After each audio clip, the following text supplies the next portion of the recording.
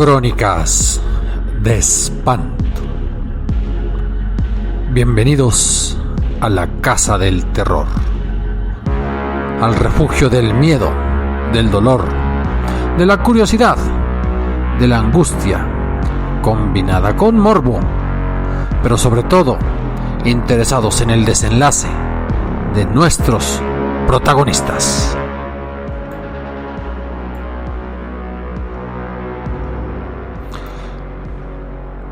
Amigos, escuchas, una vez más, si alguien quisiera colaborar para hacer más grande este proyecto, para ser un amigo del terror, para ser parte de las leyendas, o simplemente una pequeña aportación para que enriquezcamos estas entregas con viernes de terror, con investigaciones en sitios donde han ocurrido hechos sobrenaturales, con entrevistas con especialistas, tienen dos opciones: por medio de PayPal al correo electrónico crónicasdeespanto0@gmail.com, el 0 como tal como número, o bien en Patreon.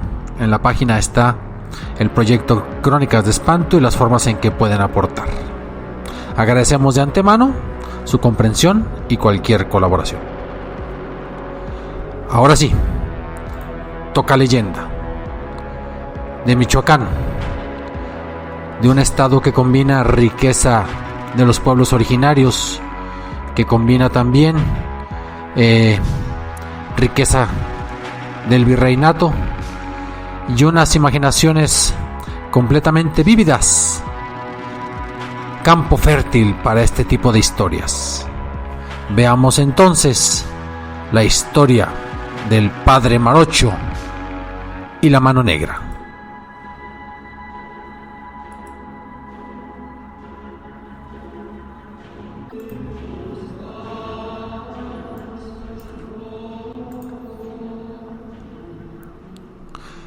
El Padre Marocho, así conocido aunque no era su nombre, era una celebridad en la vasta provincia de los agustinos que vivían en lo que era la intendencia de Valladolid, que ahora es Michoacán y Guanajuato, distinguiéndose principalmente por sus virtudes y después por ser un excelente pintor, que incluso cubrió de cuadros con un gran mérito artístico a varios de los conventos de la provincia, de su misma congregación. A esto deberíamos de agregar que era un orador consumado, que con sus sermones llenos de elocuencia y con unción y devoción conmovía profundamente al auditorio, por más distraído, por más remiso que fuera. Era un teólogo y canonista como pocos, de gran memoria y aguda inteligencia. Todos esos motivos hacían que fuera siempre de los primeros que asistían a los capítulos de su congregación y de su respectiva provincia. Por entonces había capítulo en el convento de San Agustín de Valladolid, y los padres capitulares habían venido de las más remotas regiones de la provincia, incluso algunos que estaban de préstamo en otras partes de la colonia. Entre ellos, obvio, estaba el Padre Marocho, que residía de ordinario en el convento de Salamanca, hoy hermosa joya arquitectónica. La sala capitular estaba a la derecha del claustro románico y estaba situado junto a una iglesia de estilo bizantino. Una ancha puerta de medio punto, abierta a la mitad del salón, daba acceso a él. Casi frente a la puerta de entrada se erguía orgullosa y soberana una tribuna tallada en nogal negro. En los 4 tableros de enfrente, en forma de medallones, se habían esculpido a los 4 evangelistas: Mateo, Marcos, Lucas, Juan, con sus imágenes simbólicas respectivas: el águila, el buey, el toro, el niño. En el resguardo que remataba en un tornavoz figurando una concha, estaba esculpida en el centro la imagen de San Agustín. Tanto en el pie como en los barrotes que encuadraban los tableros, también se encontraba una rica flora diseñada por manos indígenas, retorcida y gallarda, que maestros carpinteros del presente y con las tradiciones del pasado habían desarrollado, y que hacían gala de una imaginación tan fecunda como bella, y de una habilidad que quizás nunca igualaremos los hombres del presente, y mucho menos fue superada por sus compañeros para manejar los instrumentos de tallar y esculpir la madera.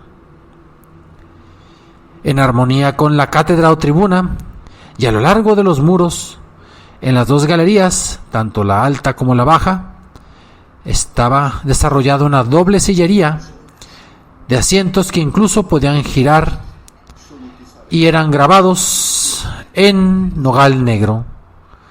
Cada silla era en sí misma un prodigio de talla, teniendo en el respaldo esculpida la imagen de un santo de la orden. En uno de los testeros se levantaba sobre una plataforma el trono del provincial, y en el otro había una preciosa mesa, cuyas patas asemejaban garras de león. Por si esta descripción no fuera suficiente, sobre la mesa destacaba un crucifijo de cobre dorado a fuego, típico cobre michoacano, en medio de dos candeleros con sus cirios y un atril de plata cincelada, exclusivo para albergar a los santos evangelios.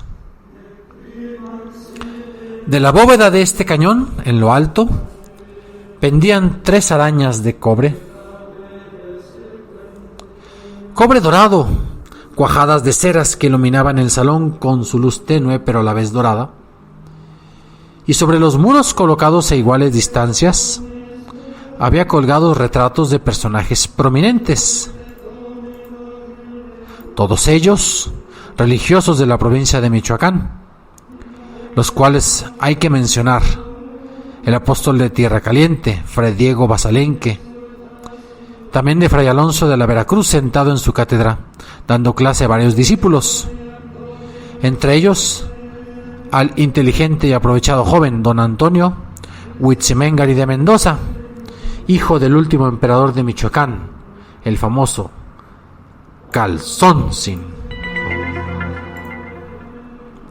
Siempre el padre Marocho, por su antigüedad en la orden y por los cargos que en la misma desempeñaba, tenía el segundo lugar después del provincial en el capítulo, y se sentaba en medio de la sillería en el primer sitial a su derecha.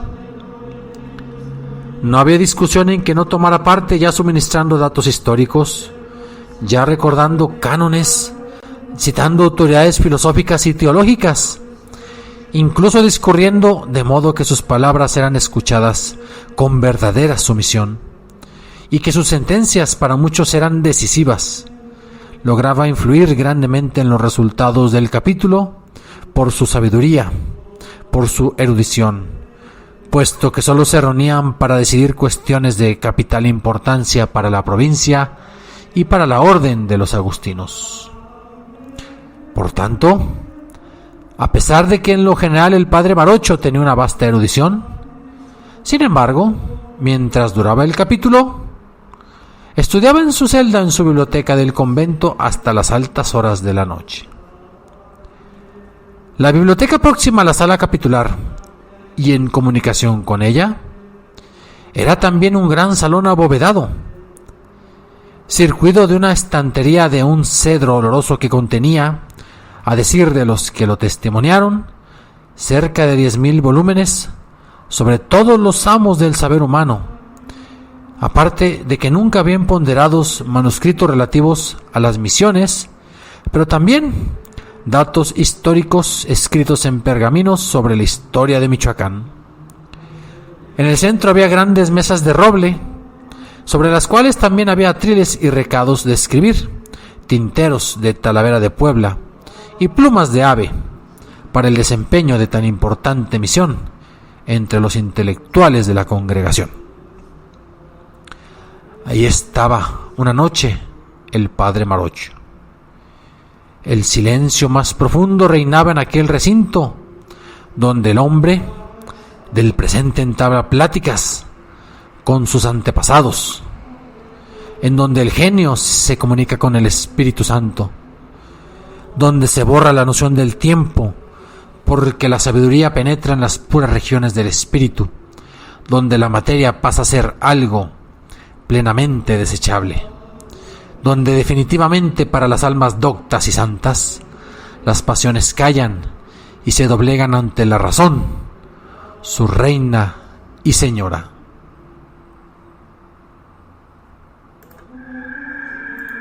De repente, el padre Marocho, según lo cuentan papeles viejos de aquella época de duendes y aparecidos, notó un ruido extraño a su lado.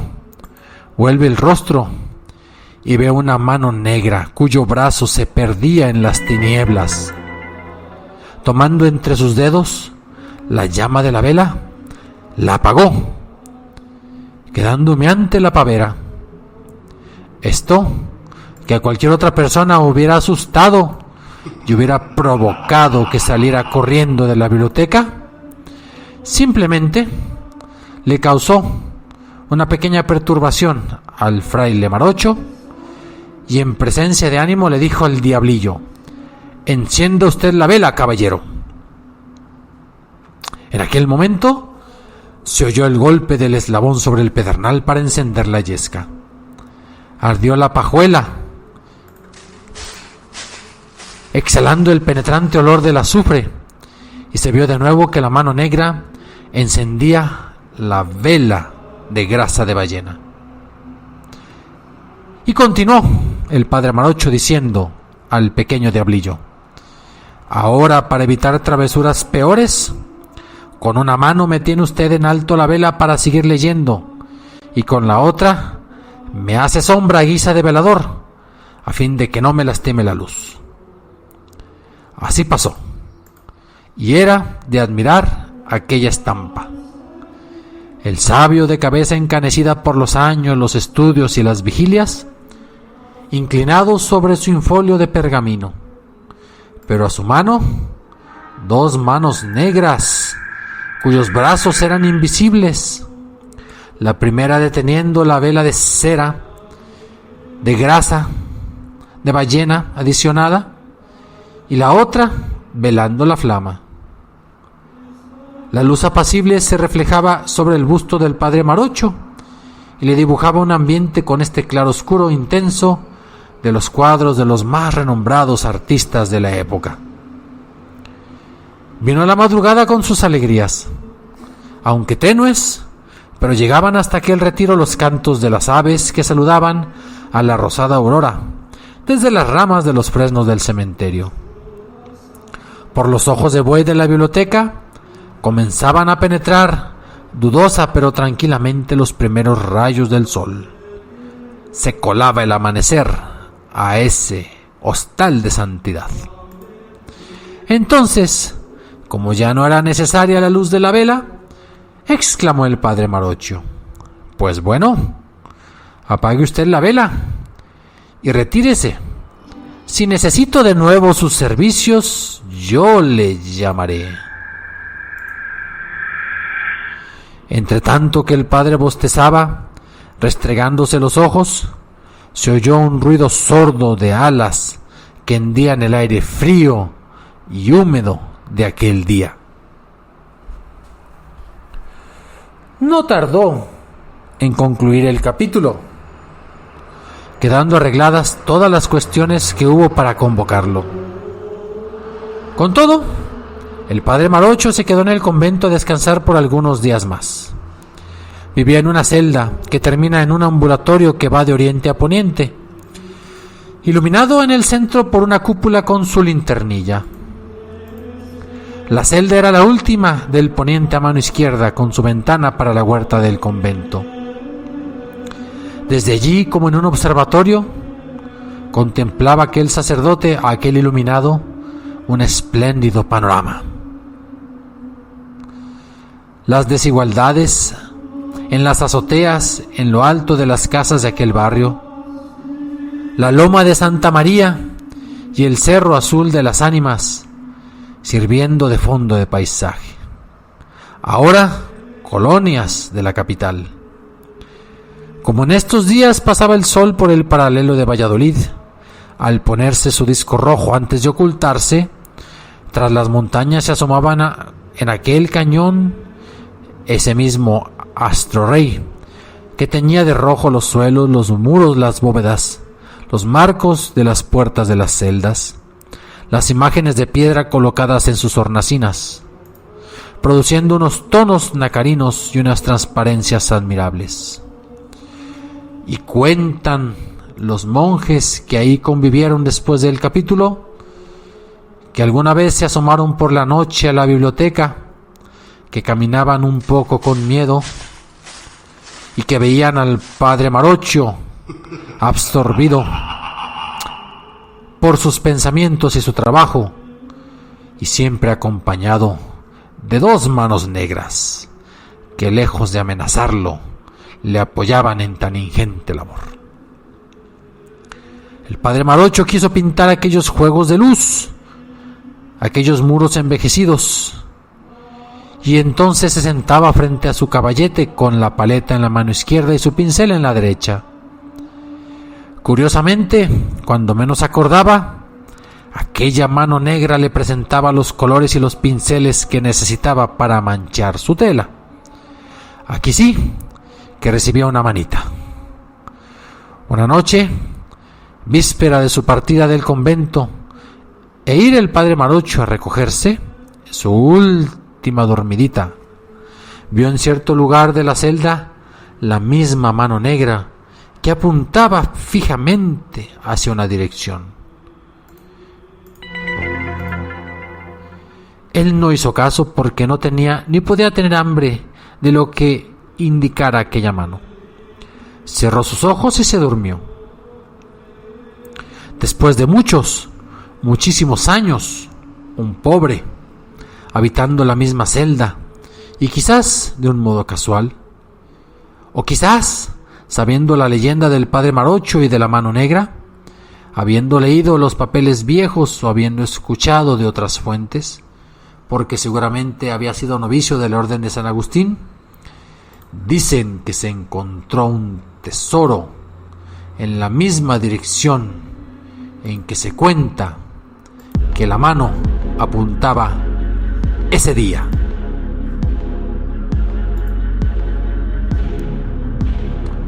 No todas las leyendas tienen finales tristes. A veces el más allá simplemente quiere jugarnos travesuras. Esto fue Crónicas de Espanto. Agradecimiento al libro Cuentos y Relatos Coloniales, al Gran Libro de Leyendas de México y al portal turístico de Morelia. Ya lo saben, si quieren ayudar, en PayPal a crónicasdeespanto0gmail.com o en Patreon en el proyecto Crónicas de Espanto.